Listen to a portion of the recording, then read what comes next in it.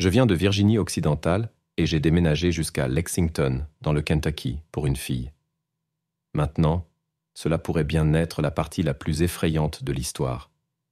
Un gars de Virginie-Occidentale a traversé la frontière pour aller au Kentucky, et uniquement pour une fille. Mais je vous assure que ça empire, beaucoup. Elle était super affectueuse au début de notre relation, comme si je n'aurais pas pu rêver d'une meilleure petite amie. Mais au fil du temps, alors que nous étions plus à l'aise dans notre relation, cette affection a presque disparu. C'était un processus lent, presque comme un seau qui fuit, 0,45, goutte à goutte. Et je n'ai presque pas remarqué que la relation s'effritait peu à peu jusqu'au jour où j'ai réalisé qu'il ne restait plus rien de nous. Nous étions plus comme des colocataires qu'autre chose, à peine ensemble, et nous n'avons pas eu de moments intimes depuis des mois. À la fin, dormir dans le même lit qu'elle était tellement déprimant que j'ai fini par rester sur le canapé. Peu de temps après avoir commencé à appeler le canapé « mon lit », nous nous sommes officiellement séparés. Ça a fait mal, mais je l'avais vu venir depuis longtemps, et ce n'était pas totalement une mauvaise chose. 120. C'est alors que j'ai commencé à parler à cette fille sur Reddit. Maintenant, je tiens à préciser que je n'ai jamais été infidèle à ma petite amie. Seulement, quand nous avons rompu, j'étais tellement en manque d'affection et d'attention féminine que j'en ai cherché partout où je pouvais.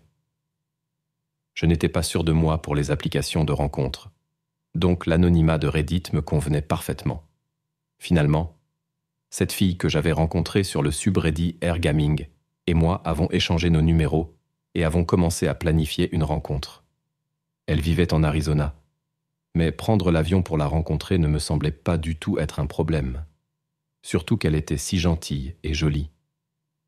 Je me souviens être resté éveillé très tard une nuit pour lui parler, en essayant de ne pas faire de bruit pour que mon ex ne m'entende pas. Nous avons planifié tout ce que nous ferions ensemble, tous les endroits qu'elle me ferait découvrir à Phoenix, toute la délicieuse cuisine mexicaine que nous allions manger. J'étais excité et je suis allé me coucher avec le sourire, mais je ne me suis certainement pas réveillé de cette façon. Je me suis réveillé au son de bruits de fracas, juste à quelques mètres de moi, dans le salon où se trouvait la télé. Au début, j'ai pensé qu'il s'agissait d'une invasion de domicile ou quelque chose du genre, mais en regardant autour de moi, c'était elle, mon ex, et elle était en train de détruire ma Xbox avec une batte de baseball. Je lui ai crié dessus, lui demandant ce qu'elle pensait faire, puis je suis allé chercher mon téléphone pour appeler la police.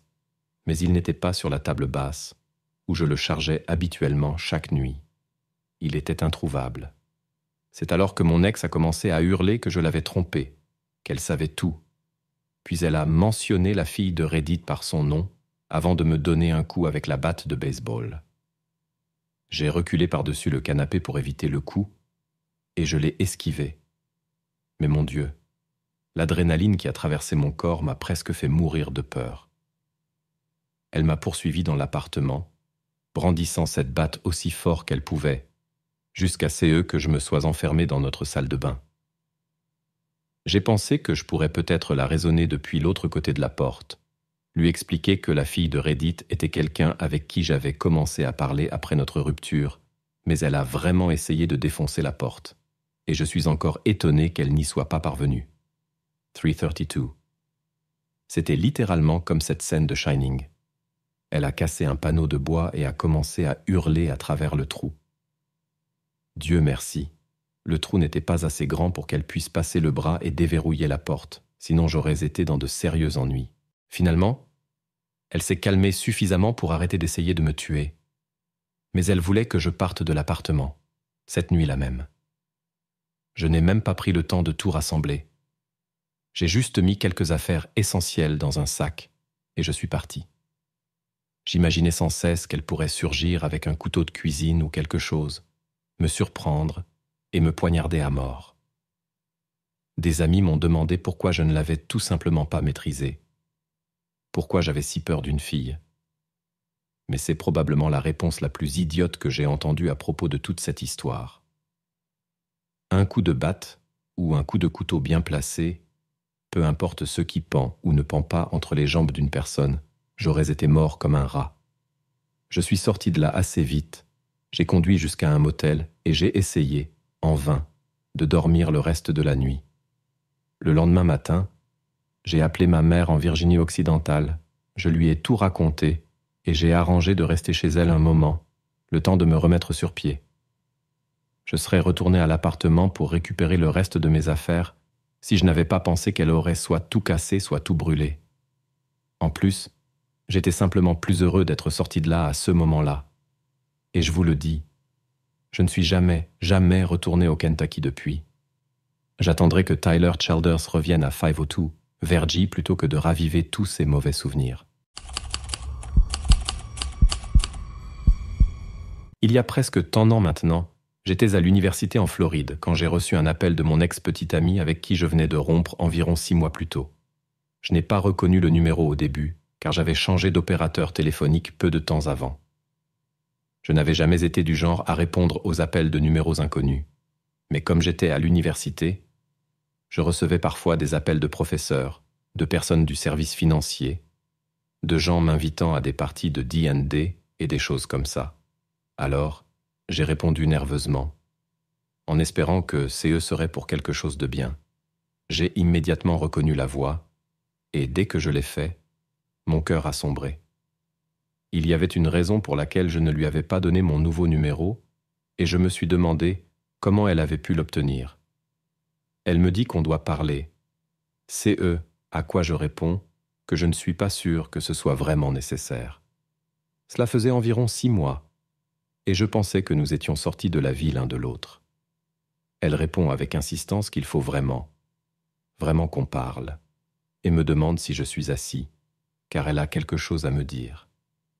Elle est enceinte, c'est ce que j'ai d'abord pensé, et je ne vais pas mentir, je me suis senti faible dans les jambes. Alors je m'assois sur mon lit, sentant mon cœur s'emballer et mes mains devenir moites, prête à entendre une mauvaise nouvelle. Nous avons reçu un patient aux urgences à la suite d'un accident de voiture, et elle n'a pas survécu. Je suis désolé, mais c'était amer. Mon ex travaillait comme infirmière aux urgences, et recevoir une nouvelle comme ça m'a absolument détruit. J'étais juste sous le choc. Pour une raison quelconque, j'ai essayé d'appeler le portable de ma mère, mais elle n'a pas répondu. Bien sûr, elle n'a pas répondu. Alors, j'ai raccroché pour appeler mon petit frère et lui annoncer la nouvelle. Nous avons pleuré comme des bébés pendant que je lui racontais tout. Comment mon ex m'avait donné la nouvelle à l'avance. Comment elle ne répondait pas à son téléphone. Tout ça. Il m'a confirmé qu'elle était partie à Walmart environ 1 heure plus tôt et s'est lamenté de ne pas avoir profité de son dernier au revoir avec elle. Puis, au milieu de notre conversation à cœur ouvert, je l'entends crier « Maman !» de nulle part. Elle n'était pas morte. Elle venait de rentrer à la maison, complètement confuse de ce qui se passait. Pour faire court, mon ex avait menti, et elle l'a fait parce qu'elle voulait me blesser, comme je l'avais blessée. C'est à ce moment-là que je vous dis que je l'avais trompée avec une fille à l'université, mais que j'avais au moins eu la décence de l'admettre et de la laisser me quitter. Je ne dis pas que je ne méritais pas une sorte de vengeance, mais mon Dieu, pas quelque chose d'aussi brutal. Les ex-petits amis peuvent être terribles, bien sûr, mais certaines ex-petites amies peuvent être de véritables psychopathes. Le 28 juillet 1977, Travis Victor Alexander est né à Riverside, en Californie, fils de Gary et Pamela Alexander. Les premières années de Travis ont été marquées par la tragédie. À l'âge de 11 ans, une vie familiale instable et finalement toxique a forcé Travis à aller vivre chez ses grands-parents paternels.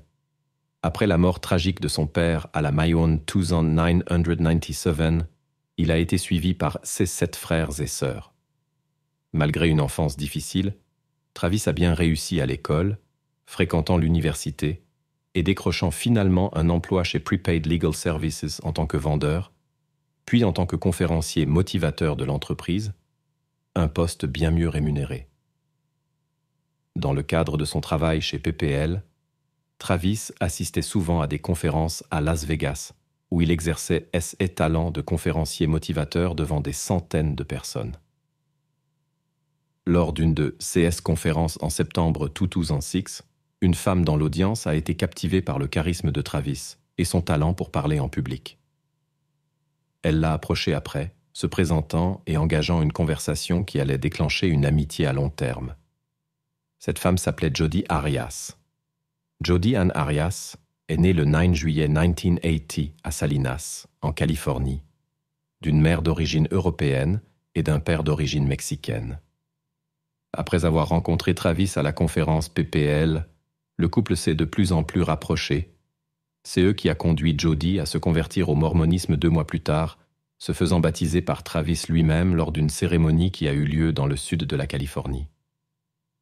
Malgré la distance qui les séparait, le couple a commencé à sortir ensemble quelques mois plus tard. Et Jodi a même pris les mesures nécessaires pour déménager à Mesa, puis à Yreka, en Californie, vivant chez ses grands-parents pour être plus proche de Travis. Travis et Jodi ont eu une relation tumultueuse, intermittente, pendant près d'1 an et demi, souvent obligés de maintenir une relation à distance, en raison du fait que l'un vivait en Arizona, tandis que l'autre devait rester en Californie pour le travail. Cette distance aurait mis à rude épreuve n'importe quelle relation, mais il semble qu'il y avait d'autres facteurs à l'œuvre qui ont rendu la relation entre Jodi et Travis malsaine dès le départ. Dès que Travis a présenté Jodi à ses amis proches, ils ont semblé instantanément ne pas l'apprécier. Jodi ne semblait pas du tout désireuse de les impressionner ou de se faire accepter, semblant généralement désintéressée par tout le monde sauf Travis. 6 amis ont détecté en elle une sorte de jalousie, une façon d'agir trop possessive envers Travis, mais en même temps, elle ne semblait pas lui montrer beaucoup d'affection non plus. Dès le début, ils ont trouvé le comportement de Jodi inquiétant, voire effrayant. Peu de temps après que Jodi a emménagé chez ses grands-parents à Yreka, elle et Travis ont prévu de s'accompagner mutuellement lors d'un voyage de travail d'1 semaine à Cancún, au Mexique. Le voyage était prévu pour le 15 juin, et le couple avait l'intention d'en faire une sorte de vacances. Cependant, peu de temps après, Travis serait allé au siège de l'entreprise pour demander que son compagnon de voyage soit changé pour un autre membre de l'équipe de vente. Il y a eu beaucoup de spéculations quant à la raison exacte de cette demande, mais notre meilleure supposition est de supposer qu'elle impliquait une rupture dans la relation entre Travis et Jodi. Puis, le 28 mai, Jodi a appelé Travis dans un état de détresse, lui disant qu'il y avait eu un cambriolage chez ses grands-parents où elle séjournait et qu'elle se sentait tellement en insécurité qu'elle le suppliait de la laisser rester chez lui pendant un certain temps. Les cambrioleurs auraient apparemment volé un certain nombre d'objets de valeur pendant le cambriolage, mais peut-être le plus significatif était un pistolet Colt de calibre .25 appartenant à son grand-père. La police n'a pas réussi à trouver les auteurs du cambriolage et a finalement abandonné les recherches, ne pouvant trouver le moindre indice quant à l'identité de l'une des personnes impliquées. Face aux supplications de Jodi pour rester avec lui, Travis a catégoriquement refusé. C'est peut-être la meilleure preuve que nous avons que le couple s'était séparé à ces moments-là. Si Travis l'aimait ou avait des sentiments pour elle, il lui aurait sûrement offert un endroit où rester, mais il ne l'a pas fait. Ou peut-être que Travis l'aimait, mais que quelque chose d'autre l'empêchait de l'inviter. Il est possible qu'il y ait eu une autre femme dans la vie de Travis. Cependant, il est également possible que Travis n'ait pas invité Jodi parce qu'il avait peur d'elle.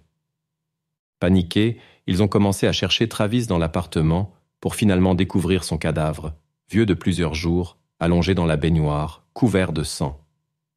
6 amis ont crié et pleuré en appelant le 911, mais ils n'ont pas tenté de le réanimer, car il était évident, étant donné l'état de son corps, qu'il était décédé depuis un certain temps. Pendant l'appel au 911 qui a suivi la découverte, un répartiteur de la police a demandé si Travis avait potentiellement pensé à mettre fin à ses jours ou si ses amis connaissaient quelqu'un qui aurait pu menacer sa vie. 6 amis ont immédiatement mentionné Jodi Arias, son ex-petite amie, comme suspecte possible dans son meurtre. Ils ont dit que dans les jours précédant sa mort, Travis avait mentionné que Jodi le harcelait, l'accusant de voir quelqu'un d'autre et semblant être dans une sorte de rage jalouse. Cette jalousie psychopathique l'avait poussé à tenter d'accéder à son compte Facebook et même à aller jusqu'à crever les pneus de sa voiture. lorsque la police enquêtrice est arrivée au domicile de Travis, elle a commencé une recherche intensive de preuves ou d'indices quant à l'identité du tueur. L'une des découvertes les plus curieuses a été un appareil photo numérique récemment acheté dans la machine à laver. Malgré de nombreux dommages causés par l'eau, la police a pu récupérer la carte mémoire de l'appareil photo et y a trouvé un certain nombre de photographies que quelqu'un avait apparemment tenté de supprimer. Ces photographies montraient Travis et Jody dans de nombreuses poses suggestives prises dans l'après-midi du four juin. La dernière photographie de la série a été prise à 17-39, ce jour-là, et montrait Travis, vivant et bien portant, prenant une douche. Il souriait de manière ludique, complètement nu, une représentation candide des derniers moments de l'homme, car une autre photographie prise quelques minutes plus tard montrait Travis saignant abondamment alors qu'il était allongé sur le sol de la salle de bain. Des échantillons d'ADN ont été prélevés sur des empreintes de mains ensanglantées trouvées dans la salle de bain, ce qui a fourni à la police toutes les preuves nécessaires pour arrêter un suspect, car elles contenaient non seulement l'ADN de Travis, mais aussi celui de Jody Arias. Après avoir été inculpé pour meurtre au premier degré par un grand jury du comté de Maricopa, Jody a été arrêté à son domicile en Californie, puis extradé vers l'Arizona le 5 septembre 2008. Moins d'une semaine plus tard, elle a plaidé non coupable, donnant plusieurs versions différentes de son implication présumée dans la mort de Travis. Au début, elle a dit aux policiers enquêteurs qu'elle n'était nulle part près de l'Arizona le jour où son ex-petite amie a été assassinée. Puis, sous la pression des flics, elle a admis qu'elle était présente au moment de sa mort, mais que cela impliquait une invasion de domicile où 2 individus ont fait irruption dans la résidence de Travis avant de le tuer et de l'attaquer à son tour. 2 ans plus tard, Jody a changé complètement son histoire, disant à la police qu'elle avait effectivement tué Travis, mais qu'elle l'avait fait uniquement en état de légitime défense. Elle a raconté une histoire de violence domestique brutale, comment elle était la victime d'un homme cruel et violent, et comment elle craignait régulièrement pour sa vie en sa présence. Lors de son procès en février 2013, Jody a déclaré au jury qu'elle avait été physiquement et émotionnellement abusée par ses parents et que sa vie avec Travis avait reproduit ce même cycle d'abus et de tutelle, un cycle dont elle voulait échapper, mais dont elle n'arrivait pas à se libérer. Elle a décrit la vie abusive à laquelle Travis la soumettait, qui comprenait beaucoup de BDSM et d'autres actes douloureux, la plupart d'entre eux étant en violation directe des règles mormones concernant de telles pratiques.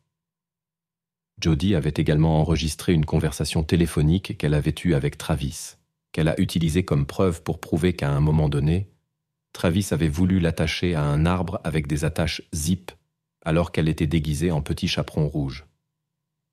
On entend Jody répondre de manière enthousiaste au téléphone, mais elle a dit au tribunal que tout cela était un acte, que l'idée la terrifiait et qu'elle était typique des choses que Travis voulait faire. Jody a également mentionné que Travis avait avoué trouver les enfants en bas âge attirants, le peignant essentiellement comme un monstre complet. Cependant, l'accusation a fait valoir que Jody était une personne rancunière et vindicative qui n'avait enregistré la conversation téléphonique que dans le but de faire chanter Travis et de l'embarrasser devant ses pairs mormons.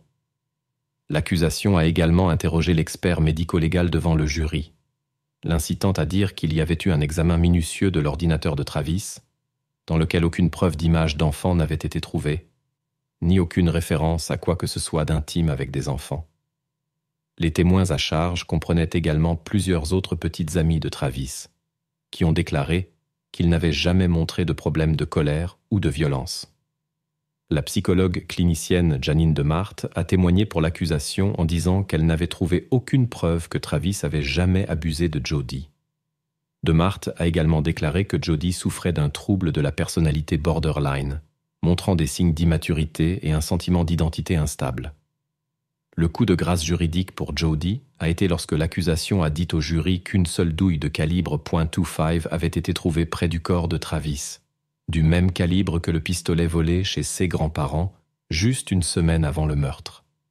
Il s'avère que Jody avait simulé tout le cambriolage juste pour obtenir l'arme du crime. ce qui montrait non seulement qu'elle était une psychopathe dangereuse prête à blesser ses proches pour atteindre ses objectifs, mais qu'elle avait en fait planifié de tuer Travis depuis un certain temps.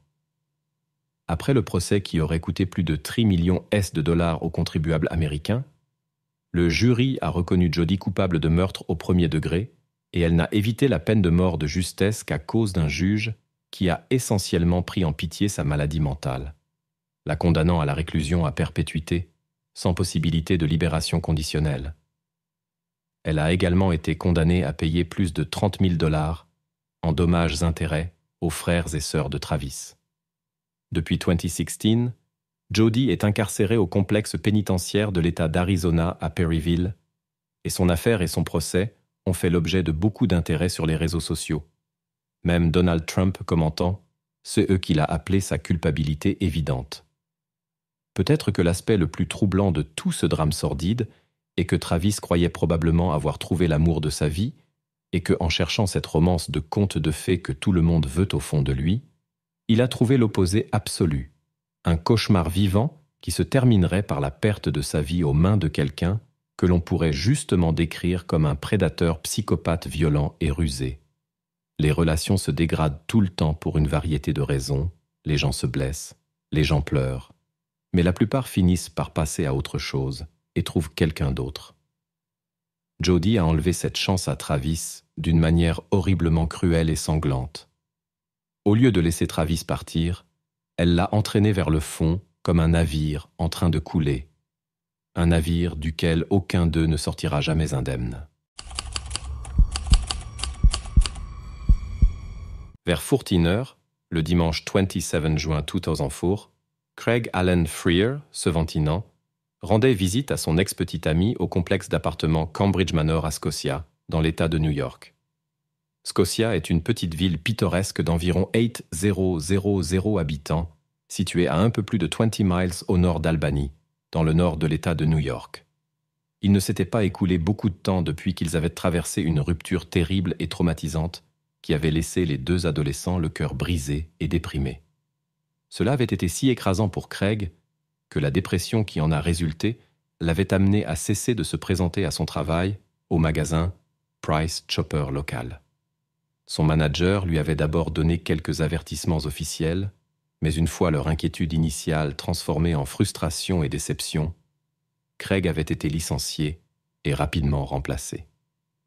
Il est donc clair que cet événement a eu un effet profondément négatif sur le bien-être mental de Craig. Mais ce qui n'est pas clair, c'est pourquoi il s'était rendu chez son ex ces jours-là. Il aurait pu y aller pour se réconcilier, pour la réunion romantique de deux amoureux adolescents, mais il est tout aussi probable que l'un ou l'autre, voire les deux, cherchaient simplement une fermeture appropriée pour pouvoir laisser ce chapitre de leur vie derrière eux en paix.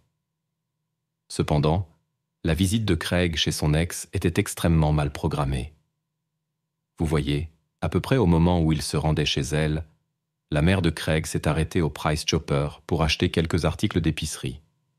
Elle n'était pas du genre à embarrasser délibérément son fils adolescent, mais le voir dans son uniforme en train de travailler dur la rendait toujours extrêmement fière de lui. Mais en se promenant dans le magasin, elle ne l'a vu nulle part et a dû apprendre d'un des anciens collègues de Craig qu'il avait été licencié en raison d'absences non autorisées récurrentes.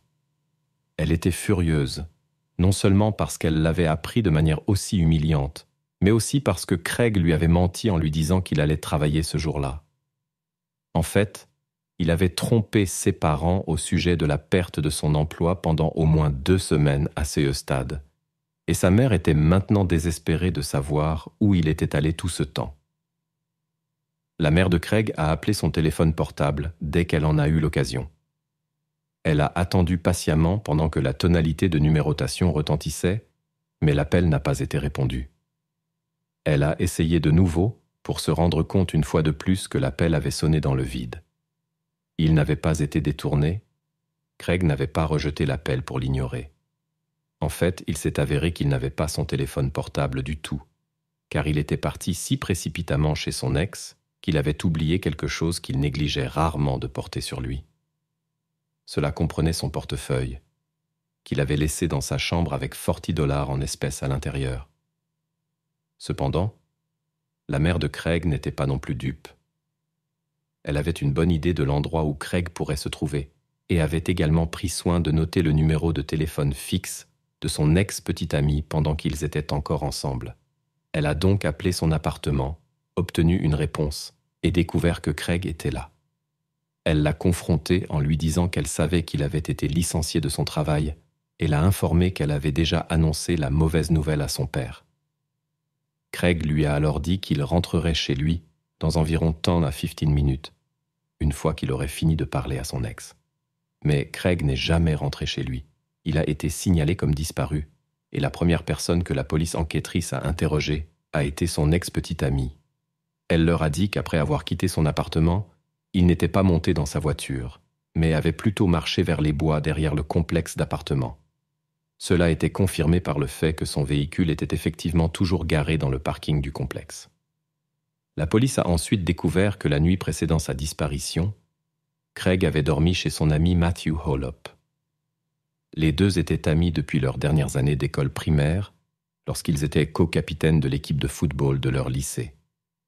Matthew a dit aux officiers enquêteurs que Craig était profondément bouleversé et déprimé par la rupture avec sa petite amie de longue date, mais il leur a également dit qu'il n'avait même pas laissé entendre qu'il prévoyait de s'enfuir ou de se faire du mal, et que cela serait extrêmement hors de caractère pour lui. La police a alors intensivement fouillé la zone où Craig aurait été vu pour la dernière fois, découvrant qu'il y avait de nombreuses voies ferrées dans la région. Cela a été initialement très préoccupant, mais leur recherche n'a rien donné en termes de parties du corps ou de preuves qu'il aurait utilisé un train à grande vitesse pour mettre fin à ses jours. La zone boisée avait également de nombreux sentiers qui reliaient Cambridge Manor à la maison familiale de Craig dans le cul-de-sac de Yorkshire Court, qui était à une courte distance. 2 élèves de l'école secondaire qui utilisaient également les sentiers forestiers pour se rendre à l'école et en revenir ont également déclaré avoir vu quelqu'un marcher près des voies ferrées ce jour-là. Mais il est presque impossible de savoir avec certitude si c'était Craig. La zone a été fouillée à plusieurs reprises par des centaines de personnes différentes, y compris des agents des forces de l'ordre professionnels, ainsi que des bénévoles civils non rémunérés. Des chiens renifleurs ont également été utilisés, mais malgré leur grande efficacité dans des affaires comme celle de Craig, aucune preuve sérieuse ou indice n'a été trouvée. Des recherches similaires dans la rivière Mohawk voisine n'ont rien donné, laissant les autorités complètement perplexes et laissant sa famille sans réponse aux questions qui les hantaient. La police a ensuite fait appel au grand public pour obtenir des informations sur l'éventuelle localisation de Craig.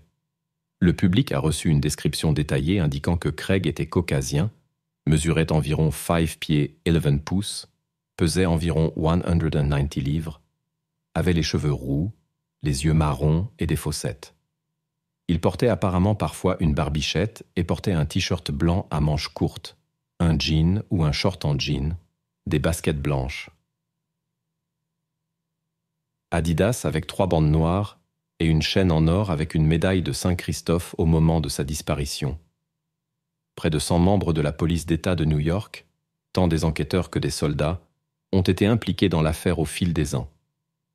La police locale de Scotia a enquêté sur l'affaire pendant environ 2 ans avant que les complexités croissantes ne les obligent à la remettre à la police d'État en 2006.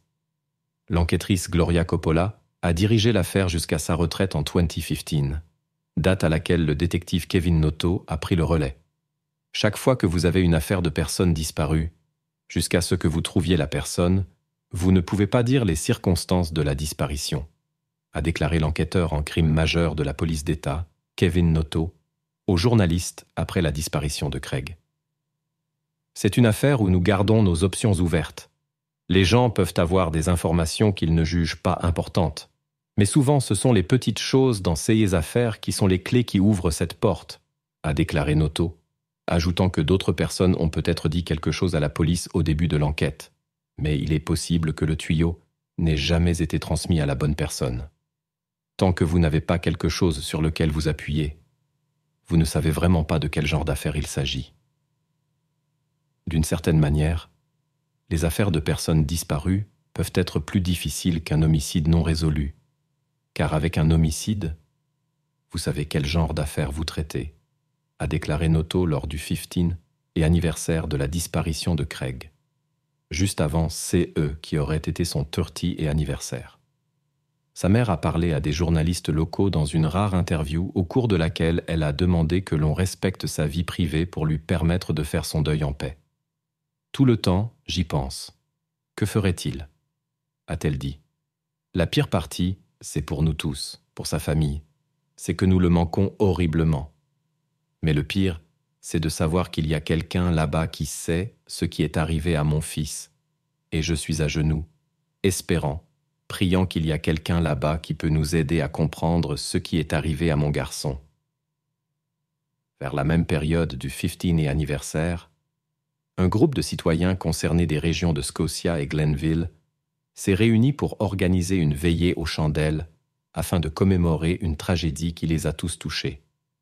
Elle a été en partie organisée dans l'espoir que leurs efforts raviveraient les souvenirs de ceux qui auraient pu voir ou entendre quelque chose au moment où Craig a disparu, ceux qui pourraient se manifester auprès de la police avec des informations, aussi vagues ou inutiles qu'ils puissent les juger. Dans des affaires comme celle-ci, il semble que même les pistes les plus improbables ont le potentiel de produire des résultats. Il semble peu probable que Craig soit jamais retrouvé. La police enquêteuse a mené près de 70 recherches différentes au fil des ans dans le but de trouver une trace de restes humains, de vêtements ou de effets personnels. Ces recherches sont généralement menées au printemps ou à la fin de l'automne, lorsque la quantité de neige ou de litière de feuilles au sol est la plus faible. La police a également fréquemment utilisé des chiens renifleurs et leurs maîtres lors de patrouilles à pied. Leur objectif est de fouiller l'itinéraire que Craig aurait emprunté pour retourner chez ses parents dans les bois derrière Cambridge Manor.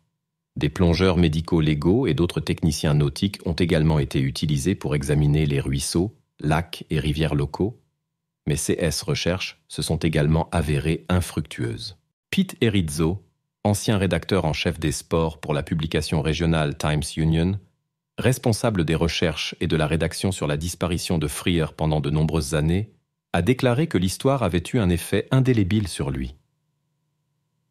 Il s'est souvenu plus tard que lorsqu'il avait entendu pour la première fois parler de la disparition mystérieuse de Craig, il avait pensé « Waouh, comment un adolescent populaire de 17 ans, bientôt capitaine de son équipe de football, peut-il simplement disparaître de la surface de la Terre ?»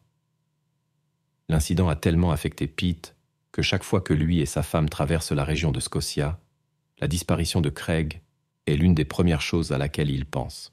L'idée que quelqu'un puisse simplement disparaître sans laisser de traces est quelque chose qui le hante encore aujourd'hui.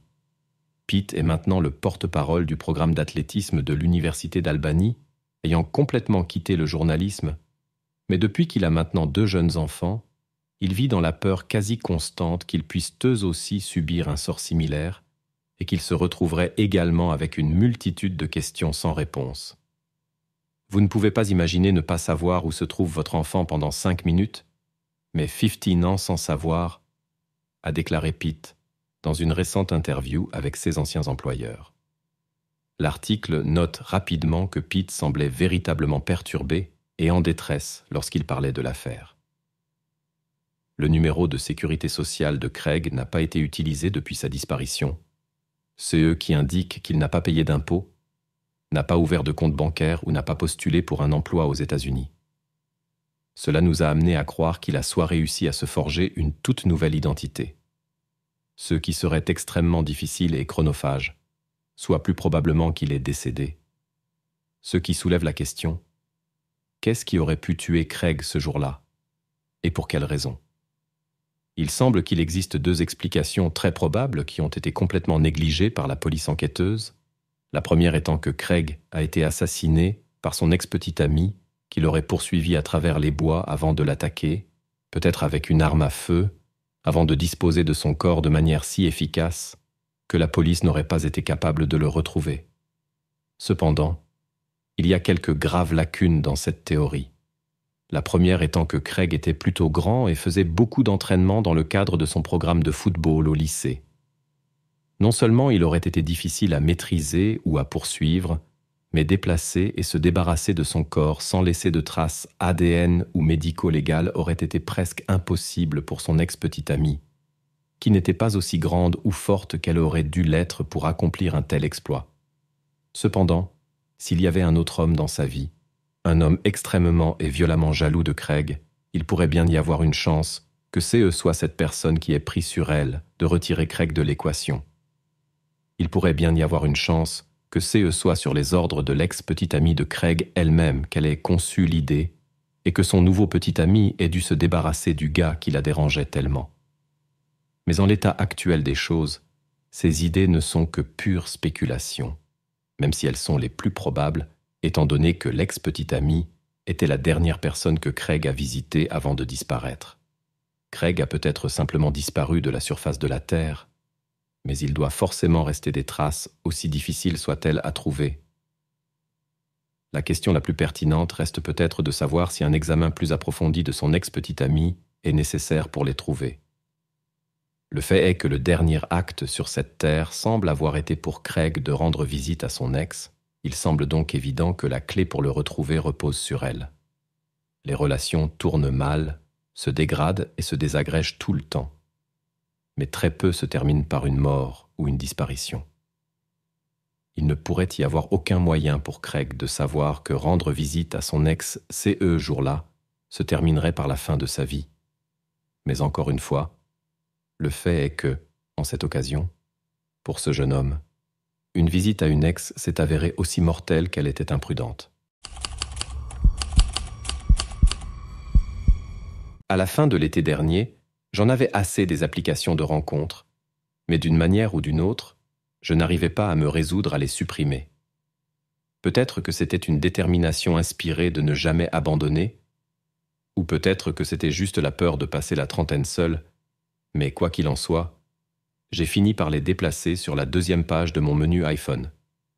Je pouvais toujours recevoir des notifications et autres, mais elles étaient hors de vue, hors de l'esprit. Puis exactement 10 jours après avoir presque juré de les abandonner, j'ai rencontré Aula. Elle avait 6 ans de plus que moi et vivait dans la ville voisine. Mais cela ne me dérangeait pas du tout. Vous voyez, elle était magnifique. Une petite femme arabe aux boucles naturelles rebondissantes et aux yeux ambrés riches, encadrés par les taches de rousseur les plus adorables. Bien qu'elle ne s'en vante pas, on pouvait dire qu'elle faisait du sport. Et pour couronner le tout, elle était consultante en hématologie, la meilleure spécialiste du sang à des kilomètres à la ronde. Une véritable femme d'affaires. Inutile de dire que j'étais sous le charme. Notre premier rendez-vous a eu lieu dans un restaurant moyen-oriental appelé Bab, et ça s'est très bien passé. On s'est bien entendu comme par texto, et on a fini par tomber dans le lit ensemble dès cette première nuit. Elle a pleuré quand c'était fini, me disant qu'elle n'avait jamais fait ça lors d'un premier rendez-vous. Je l'ai simplement tenue dans mes bras, lui disant « Je te protège » et lui promettant qu'elle ne regretterait pas. Nous avons pris le petit déjeuner le lendemain matin, et c'était tout aussi magique que la soirée précédente. Un deuxième rendez-vous à peine 12 heures après le premier, ce qui était assez inédit pour moi. Ce soir-là, nous avons de nouveau dîné ensemble, et elle m'a fait découvrir la cuisine libyenne traditionnelle, quelque chose qui lui tenait beaucoup à cœur en tant que cuisine de son pays d'origine. Je pense que je suis peut-être un peu partial en disant que c'était incroyable, mais croyez-moi, c'était bon. Cette nuit-là, aucun de nous ne voulait que je prenne le train pour rentrer chez moi, alors je suis resté une autre nuit. Ainsi commença une relation intense mais brève. Nous parlions tous les jours pendant des mois, échangeant des photos que nous avions prises de couchers de soleil et de paysages de parc, les sous-titrant avec des phrases comme « Tu devrais être ici »,« Tu me manques » et autres. En tant que médecin de haut niveau, elle était bien trop occupée à sauver des vies pour me voir en semaine. Mais nous passions presque tous les week-ends ensemble, visitant des restaurants chics entre 2 séances de cinéma français, elle parlait couramment la langue, et des petites visites guidées qu'elle me faisait de la grande ville qu'elle appelait chez elle. Tout se passait incroyablement bien, du moins jusqu'à ce qu'un week-end, nous ne puissions pas nous voir parce qu'elle retournait dans le Yorkshire pour voir ses parents.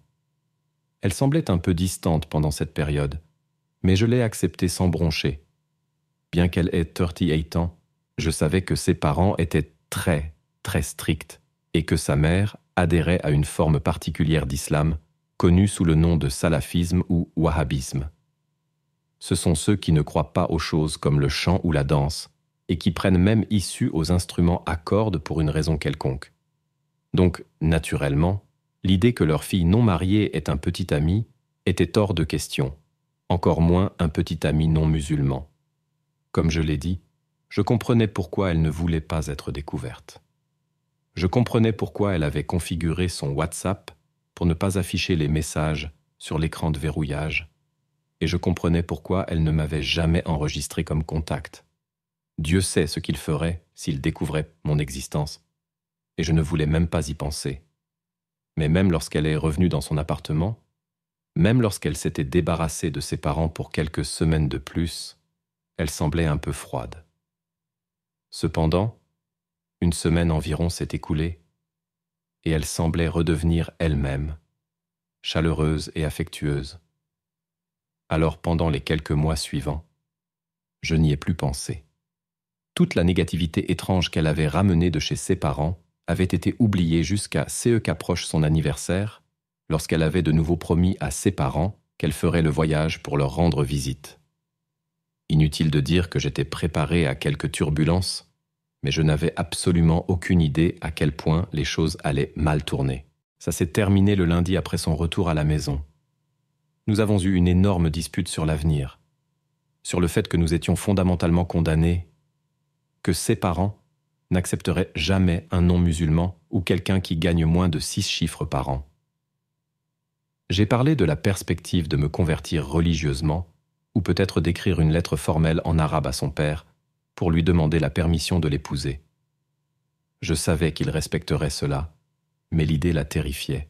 « Tu es trop optimiste », disait-elle, « trop jeune, trop naïf. » Nous avons continué à nous disputer, mais elle s'est simplement rabattue sur l'excuse de « Je n'ai tout simplement pas le temps pour une relation en ces moments, je suis désolé. » Ce que nous avons eu était bien, oui, mais tout ça appartient au passé. Déteste-moi, juste déteste-moi. Ce sera plus facile de me laisser partir comme ça. Je savais que quelque chose s'était passé chez ses parents, quelque chose qui l'avait poussé au bord du pessimisme, et je suis tombé en plein dans la catastrophe. Je l'ai suppliée de me dire ce que c'était, mais elle ne voulait pas. Elle niait qu'il s'était passé quoi que ce soit de mal, mais je pouvais toujours dire quand elle mentait, et elle n'était jamais douée pour ça. Après ça, après avoir échoué à la convaincre de rester, il n'y avait plus que des larmes et des excuses jusqu'à ce que j'ai finalement le courage de simplement dire « Mazalama ya habibi ala fiz »« Au revoir ma chérie, que Dieu te protège ». J'ai essayé de rester en contact après la rupture. C'était quelqu'un qui avait accompli tant de choses dans sa vie, mais qui, de son propre aveu, était un peu perturbé. Je ne voulais pas l'abandonner simplement parce qu'elle m'avait brisé le cœur. Elle l'a dit elle-même. Elle a dit qu'elle aimerait rester en contact, mais qu'elle s'inquiétait que cela brouille les frontières, que serait mieux si nous n'avions aucun attachement émotionnel, car c'était tellement déchirant que 2 personnes qui s'entendaient si bien n'aient tout simplement pas d'avenir ensemble. Je l'ai assuré autant que je pouvais que ça ne se passerait pas comme ça. J'ai juste continué à essayer de me faufiler à nouveau dans sa vie. Je voulais vraiment rester en contact. Dans ses propres mots, elle répondrait toujours aux messages, mais elle ne l'a pas fait. Le lendemain, ses réponses ont diminué, puis se sont taries complètement. C'était écrasant. Quelque chose lui était sûrement arrivé, pensais-je, mais j'essayais de chasser cette idée de ma tête. C'était une tentative pathétique de me rassurer qu'elle voulait toujours me parler, mais qu'elle ne pouvait pas. Il y avait eu un accident de voiture. Elle avait perdu son téléphone. Elle était malade, peut-être. Toutes ces pensées inquiètes me sont venues à l'esprit. Toutes des tentatives pour remplacer la réalité dévastatrice qu'elle s'en fichait simplement de moi, qu'elle était assez froide pour me couper de sa vie. Comme je l'ai dit, j'ai fait de mon mieux pour chasser ces idées de ma tête. Mais plus j'essayais, plus elle s'emparait de moi, et un jour, j'ai décidé de l'appeler, juste pour voir comment elle allait. Mon cœur battait la chamade alors que le téléphone sonnait. principalement à cause de la douleur que je m'attendais à ressentir lorsqu'elle dirait quelque chose comme « Oh mon Dieu, laisse-moi tranquille, je vais bloquer ce numéro ». Mais son téléphone portable est simplement passé sur la messagerie vocale encore et encore. Et j'ai essayé de l'appeler beaucoup ce jour-là, à différents moments, juste pour être sûr. Elle ne répondait sur aucun de ses comptes de réseaux sociaux non plus, pas un seul. Aucun des messages n'était même lu, et elle lisait toujours ses messages WhatsApp, toujours. Même si elle ne prévoyait pas de répondre, elle les lisait. Le lendemain, j'ai essayé de l'appeler à son travail, la même adrénaline me parcourant les veines alors que je m'attendais au pire. Mais lorsque l'appel a été pris et que j'ai entendu une voix à l'autre bout du fil, j'ai immédiatement reconnu que CE n'était pas elle. « Vous avez joint le docteur Peterson », ont-ils dit. C'était une voix masculine. J'ai demandé à l'homme si je pouvais parler au docteur Howla. J'ai utilisé son deuxième prénom, mais je ne suis pas prêt à le donner ici. Et à ma grande surprise, il m'a dit qu'elle n'était pas venue au travail depuis 2 semaines, que d'après ce qu'il savait, elle ne travaillait plus dans cet hôpital. J'ai demandé si elle allait bien, et il n'en avait aucune idée. Il m'a dit qu'il avait été transféré là-bas quelques semaines auparavant pour occuper un poste de consultant temporaire. Elle adorait ce travail, elle disait que c'était son avenir. Elle m'avait dit un jour que décrocher ce poste de consultante était le plus grand accomplissement de sa vie. Quelque chose n'allait pas, et je le sentais dans mes tripes. Aussi fou que cela puisse paraître, j'ai décidé d'essayer de lui rendre visite à son appartement dans la ville voisine. Même si elle était à la maison, avait changé de travail, et me disait simplement de dégager, au moins cela apaiserait mon esprit. Au moins je saurais qu'elle allait bien. J'ai sonné à son appartement par intermittence pendant des heures, espérant qu'elle répondrait ou que je pourrais la surprendre en rentrant chez elle. Finalement, j'ai vu un de ses voisins entrer dans l'immeuble et j'ai rassemblé le courage de lui demander des nouvelles de Howla. Il ne la connaissait pas par son prénom, mais il avait des informations à me donner. Il m'a dit qu'il avait vu des gens déménager des meubles hors de l'appartement environ 1 semaine auparavant. Je lui ai demandé si c'était une société de déménagement ou autre chose, et il m'a répondu « Non, juste 3 personnes d'apparence arabe, 2 plus âgées, 1 plus jeune ». Je l'ai pressé pour obtenir une description d'eux, et d'après ce que j'ai pu comprendre, cela ressemblait à sa mère, son père et son frère. J'ai insisté pour savoir s'il avait vraiment vu Howla, et il m'a dit que personne ne correspondant à sa description n'était là ce jour-là, et qu'il allait et venait beaucoup de cet appartement.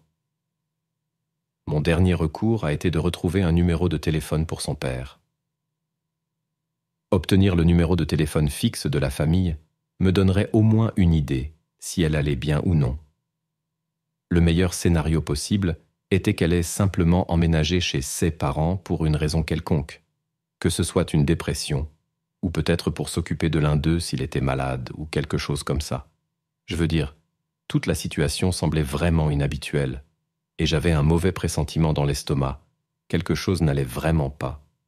Comme il était un médecin à la retraite, il a été relativement facile de trouver son numéro. J'ai simplement menti à un ancien collègue en disant que j'étais un ancien patient qui voulait le remercier. Mais quand j'ai appelé, ce qu'on m'a dit m'a absolument terrifié. Je sais que c'était la bonne personne. Je le sais d'après les petites imitations mignonnes que Howla faisait de lui. Je sais que je parlais à son père, mais l'homme à qui j'ai parlé a dit qu'il n'avait pas de fille nommée ainsi. Pas de la manière confuse et perplexe que l'on pourrait attendre d'un véritable casse d'identité erronée.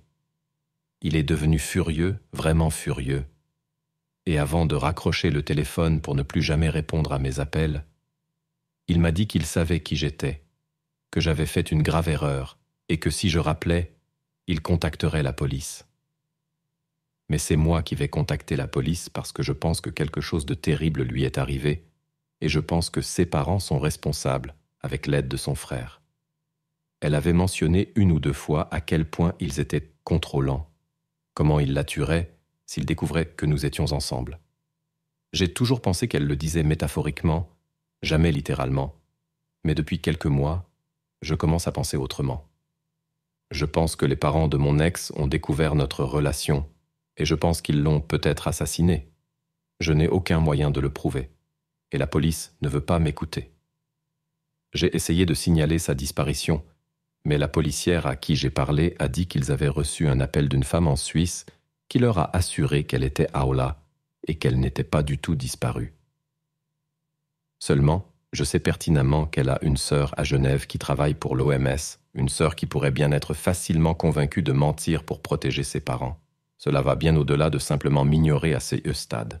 Elle aurait sûrement pris contact avec moi et m'aurait dit d'arrêter de la chercher, de simplement abandonner, mais elle ne l'a pas fait. Et elle a toujours été une lionne, jamais effrayée de me dire ce qu'elle pensait.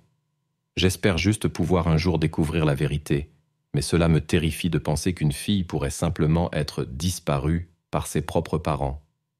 Et si c'est vraiment le cas, alors je ne me reposerai pas tant qu'ils n'auront pas fait face à la justice.